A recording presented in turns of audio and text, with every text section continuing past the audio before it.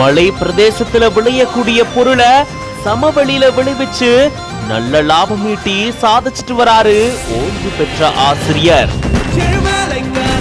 மலைப்பிரதேசங்கள்ல மட்டும்தான் விளையும் அப்படிங்கிற ஒரு எண்ணம் நம்ம மக்களுக்கு இருந்தது. ஆனா அதெல்லாம் இல்லைங்க. சமவெளியிலும் நல்லா வளருங்கிறதுக்கு நானே ஒரு உதாரணம். கடுமையான வெயில் வறட்சியான இடத்துலயும் இத ரொம்பவே சூப்பரா சாகுபடி செய்யும் அப்படின்னு செஞ்சு காட்டியிருக்காரு.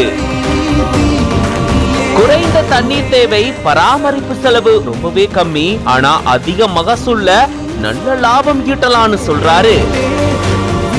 மயிலாடுதுறை பக்கத்துல இருக்கக்கூடிய அரையபுரம் கிராமத்தை சேர்ந்தவர் வீரமணி. தலைமை ஆசிரியரா இருந்து ஓய்வு பெற்ற இவரு இப்போ தனக்கு பிடிச்ச விவசாயத்துல கவனம் செலுத்திட்டு வராரு.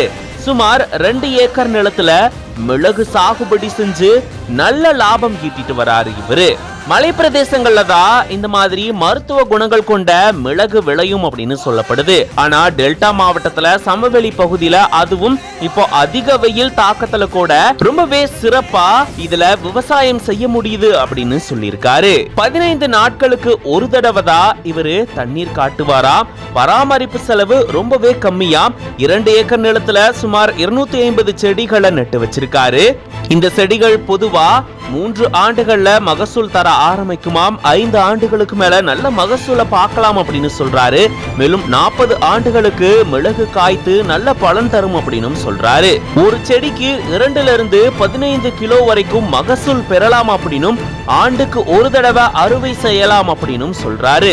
இந்த மிளகு சாகுபடியோட சேர்த்து இந்த இடத்துல ஊடு பயிர்கள்னு சொல்லப்படக்கூடிய பலா, பாக்கு, அன்னாசி, வாழை, தேக்கு, மகாகனி இந்த மாதிரியான சாகுபடியிலும் ஈடுபட்டு வராரு.